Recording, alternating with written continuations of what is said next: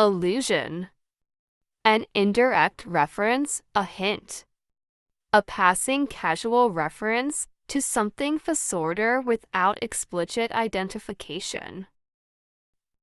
A scholar points to a celestial globe and to ancient Greek astronomy. An indirect reference, a hint. Her novel contains a passing casual reference to without explicit identification. Shakespeare's Romeo and the Juliet.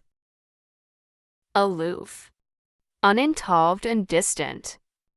Untringed adolescent, cool and reserved. Physical distant and apart. A scholar points to a celestial globe and to ancient Elov, he astronomy. Altruism, selfless acts, boundless heart. Her act of altruism, helping a stranger cross the fallen log, warmed everyone's hearts.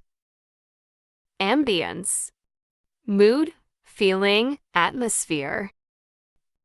The cafe's warm ambience, with its soft lighting and quiet hum, made it the perfect place to relax.